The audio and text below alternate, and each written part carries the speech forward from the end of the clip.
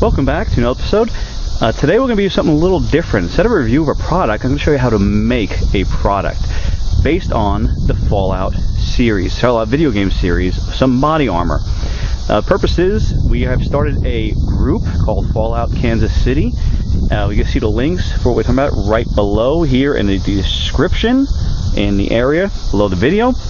What we're doing is trying to do a Fallout themed games in the Midwest, the Kansas, Missouri, Nebraska, the Iowa area, and they're going to be games based on the Fallout series. Immersion into the series where you dress up, play a part, we have missions and goals, and it's meant to really bring more than just plain old shooting up Airsoft games into you actually getting involved in a real storyline with goals and missions to play. And before you is actually going to show you how to make an inexpensive version of armor for those interested in coming and joining us, or people just like the Fallout game series who maybe want to do some cosplay or just want to dress up for the fun of it. And this is a basic design armor. It's kind of stuff you see in all the Fallout games, starting with the original one, is of course football pads. You see before you, I was able to pick up at a thrift store for about $7. These are child-sized pads. Surprisingly, they do fit me. I have about a 42 chest as an adult male, and I'll wear them and show you how well they fit. They're a little small and sit up high, but that's about the way most of the Fallout armor of this design sits anyway. If you ever look at the Caesar Legion at the New Vegas, they wear basically football padded armor that sits pretty high on their bodies. But even though it sits high, it does give you upper chest, upper back, and shoulder protection, which is useful in helping keep those BB stings away, or if you're doing some kind of armor rules with your game, like we have in ours, it'll help you stay protected if you get hit in those areas. I'm going to wear it, I'm going to show it to you, I'm going to show you the supplies you'll need for doing this, and I'm going to do it, show you how to do it itself. I'm going to cut certain parts of the video to help save some time, but you know, what you're going to need, of course, is the body armor. I have a dowel rod right here. It's a nice thick dowel rod. It's 5/8. It's 7/8 by 48 inches. Sorry. This is going to be representative of our spikes we're going to put on. Because if anybody ever played the first and second games, when it has armor like this, they always have spikes on one shoulder. I also have our screws and washers to attach the spikes. The washers keep the screws nice and seated and not wiggle around too much. Our paint, which is going to be a nice gray. It's also a primer to make sure it'll hold strong on the plastic and the wood. And the only other things you need would be a drill. It could be a hand drill, electric drill. An electric drill for drilling for the bits. You'd also need a saw, which I meant to say can be a hand saw or electric saw, and some sandpaper, and it can be electric or hand, to shape the spike tip. So I'm going to show you where the armor, see how well it fits on an adult, so you have an idea of what to look for. You can get adult football armor. It's a little more expensive if you're doing this on a budget. I mean, what you see here, I already had the paint, I already had the drill and the saw, so that wasn't really an investment on my part. But I'm sure if you know somebody who might have a drill and a saw, you could save yourself some money or effort there, a neighbor or a friend. But the paint, usually about $7. Right here, this cost me another $7. The dowel rod cost me $4, and the screws and washers are about another $1.50. So it's not a big investment into making some armor just to play around it. I know these pads here, the child's ones, go on eBay for anything from about $5 to about $20. So it's still not particularly expensive to get some body armor to play a Fallout role. So I'm going to put it on and let you show how it fits on an adult male.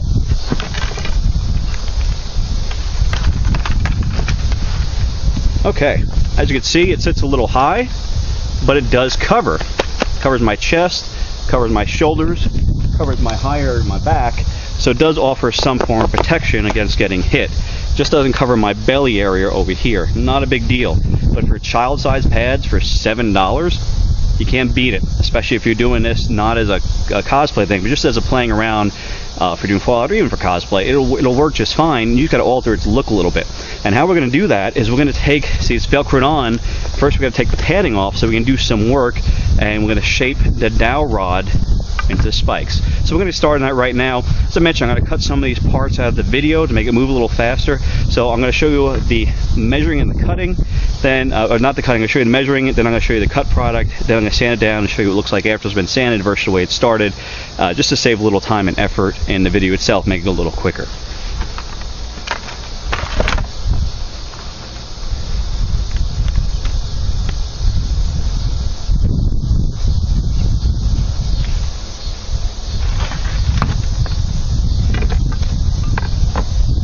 Okay, so here we are now. we're going to measure the dowel rod. Now, I'm going to get a rough measurement. I'm not usually use a pencil or a crayon to measure the wood, but this doesn't have to be perfect. Remember, this is like homemade. You got to consider this is in Fallout universe. This armor most likely or not would have been homemade by a raider or a civilian or something of that nature anyway. So what we're going to do is we're going to measure the length of the spike. Now you can make your spikes as long or short as you want. I wouldn't recommend them large. Make them pretty, maybe 3 inches, 4 inches. That's about a decent size, and it'll make it stand out, especially if you're over here. And you might want to measure against here to see how tall you might want it.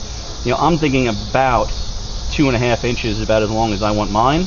It'll stand out high enough. I mean, it'll stand up to about here, which is pretty high enough, and it'll make it noticed, but it won't be standing out too far. It might get an issue in the way.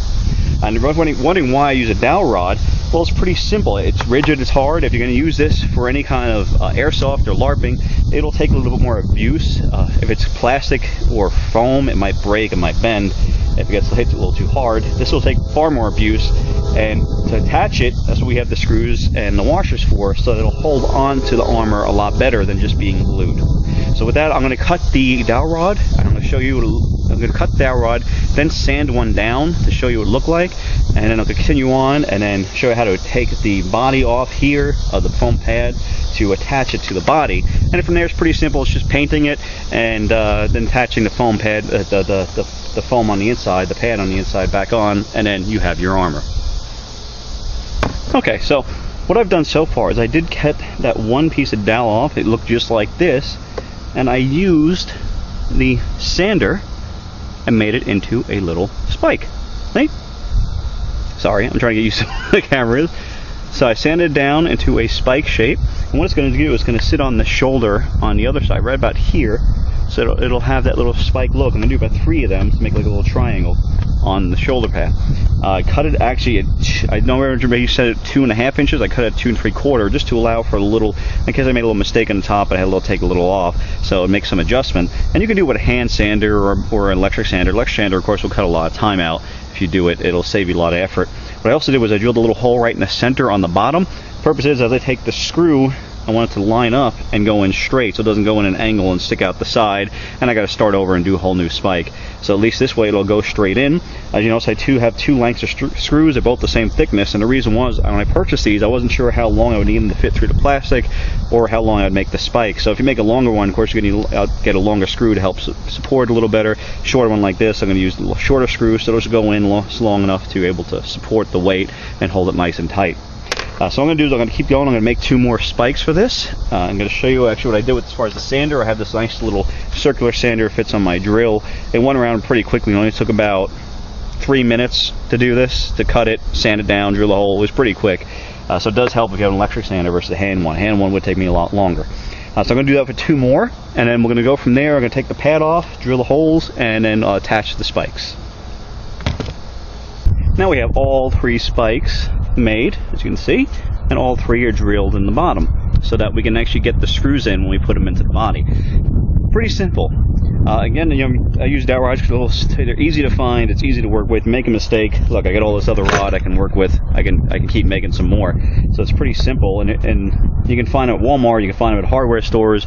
I picked this one up at my local Ace right in town. So they're pretty easy to find, they're inexpensive, and they're forgiving because you make a little mistake mentioning it more, but plus, you know, I kind of rounded off the tip so it wouldn't actually stick anybody accidentally, myself or anybody else.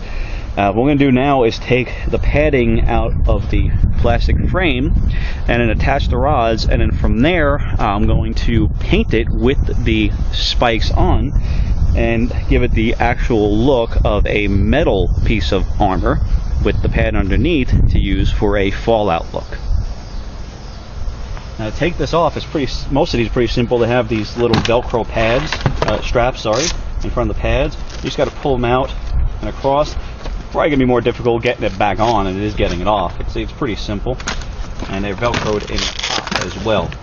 Not hard or difficult, and makes it easy painting. If you want to do it the lazy way, not take it apart, I'm sure you can get some old clothing or cardboard and stuff it around the corners where the cloth is so you don't get any paint on that. Okay, I'm going to flip it around and show you the same thing in the back.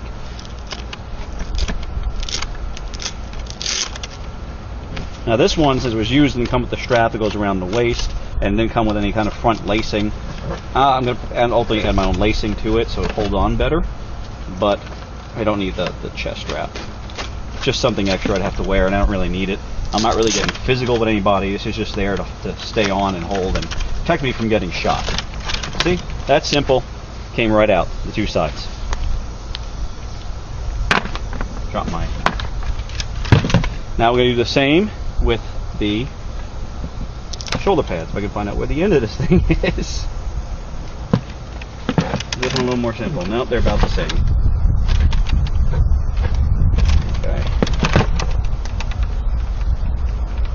Good as this way, I might just leave the shoulder pads in there. There we go. So this is just so I don't get paint on it. Makes it look a little neater, more tidy. There's one shoulder pad.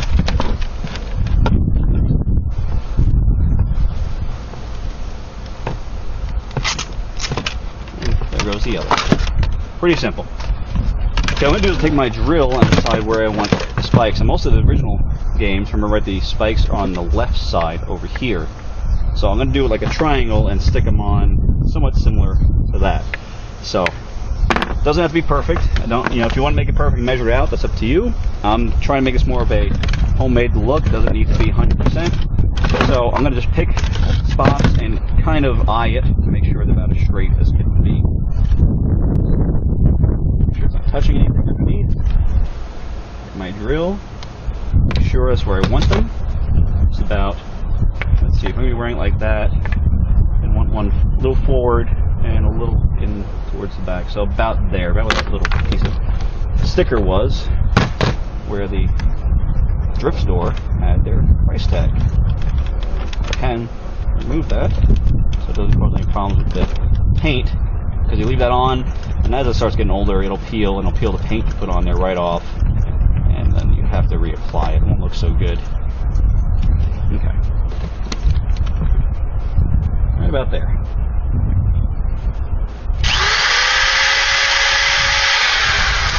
Now, there's a slick plastic, so there's going to be a little effort to get the drill in.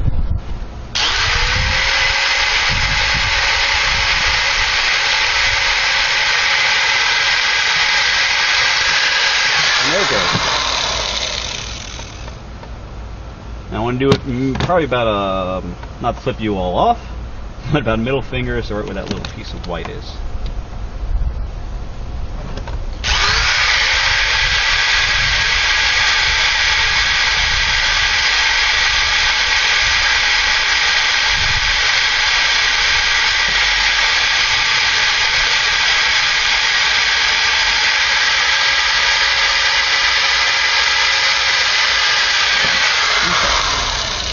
Two, and then number 3, we'll do center down, let's say about here, where the base of the A is located. Now, words to the wise, when I drilled out the holes here in the spikes, what happened was I used a drill bit that was smaller, a little bit thinner than the screw, so it'll be able to bite in and hold it tight.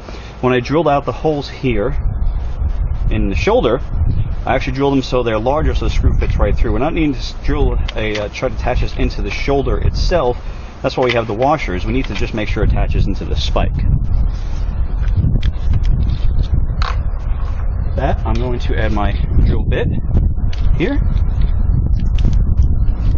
Now, that's the purpose of the washers, is to make sure it holds fast inside the hole. Make sure I get the short screws. What I'm going to do is stick it right through, and there it goes. See, so it'll fit perfect right into the spike. And try to start that a little bit by hand, so it guides it.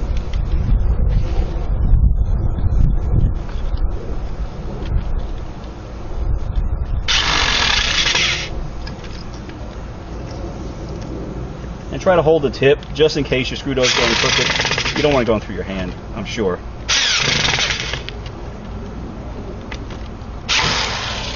Okay, you already see the spikes holding on.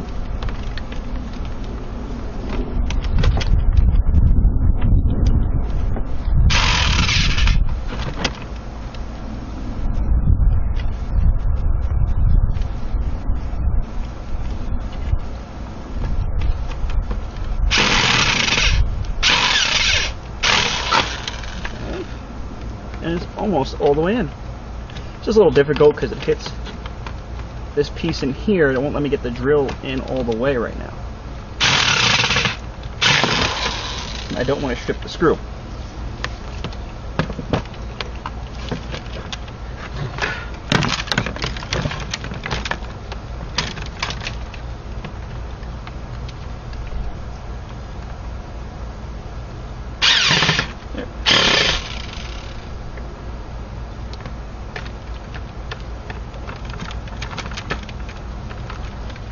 As you can see, it's going right in. Oh, you can't see. I'm sorry, I was out of the camera. So it's sitting right in there. There we go. Our first spike. Sitting right there on the shoulder. It's nice, secure. It has a little pull in back and forward plate, but you're not going to have to worry about that. It's sitting on there quite tight. We're going to do that with the other two, and when we're done, we're going to paint it, put the padding back on, and have our finished product. Okay, we got all three on. As you can see, this is actually going to be the front here, and it has all three spikes. I'll bring it a little closer to the camera. As you can see, all three are sitting on there, nice and secure. They're not going anywhere. And the base, see, screwed with washers. So what we're going to do is we're going to go ahead and paint this, put the padding back on, and then show you what it looks like when it's totally complete. Okay, here we go. Well, here it is, fully painted. It gives a nice grayish metal look. The spikes blend in fairly well into the armor itself, and it actually looks pretty decent. And what I'm going to do is I'm going to add a little bit of a finishing touch to the armor. And how I'm going to do that is I want to put something fun or different. I mean, sometimes the armor looks a little beat up. Sometimes, especially the new ones, it has like symbols or stickers or things like that. So all I want to do is put like a body count, how many times whoever had worn this armor before had killed somebody, just for the fun of it, give it something a little extra character. Now I'm going to do that using a spray paint. It'll hold up a little better than an acrylic paint like on a shelf you buy at stores, the small ones. And of course, to save a paintbrush, you're really probably not going to save a paintbrush after using this. You could use paintbrushes, and that's fine. You can actually fairly expensive ones. If you don't use a paintbrush, you can improvise. And you can see what I got is a piece of paper. I kind of wadded up at the tip, and this is just for making numbers. I even practice. You can see my hand here. It shows the marks I made, and just by simply spraying it like this, you can get the paint on the tip and see, and just make a mark. Pretty simple. So what I'm going to do on the front here is make like a tally mark. Probably put about 6 marks on there. I'm going to show like maybe I picked this up from a raider, or I might be doing that impression itself, or somebody else might be doing it, might be wearing it. So it shows, hey, he had 6 kills, 6 person kills. So pretty simple. I waited too long and it dried out. Paint on there. Probably gonna have to do this a few times to make it really stand out.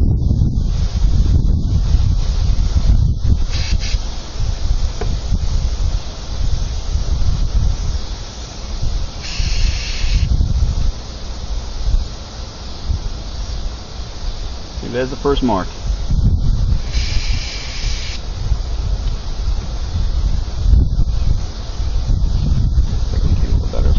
First one. I'm only using this paint because I had it already at home. If you have something else, or you want to buy something else, you know, that's up to you. That's your own personal choice. You don't have to do something like this. You don't have to do anything at all. That's up to you. It's your armor. You can do whatever you want on it. There we go. Just 6 little tally marks on here. Showed that he's had 6 kills in the past. I would also intend to maybe put like an anarchy symbol on the right shoulder or something distinctive, but I don't want to kind of overdo it and overkill the look of the armor. So with that, I hope this helped a lot. Next step I'm going to do is I'm going to add the padding back on, but you guys really don't need to sit around and see me have to do that. It's probably going to be really tedious and long, a little drawn out. So with that, I hope you guys enjoyed, learned a little something. This design, actually something I just came up with off the top of my head, and you might be coming out with something better. If so, please let us know, put a video. We'd love to see how you do it. Thank you for watching, and have a great day.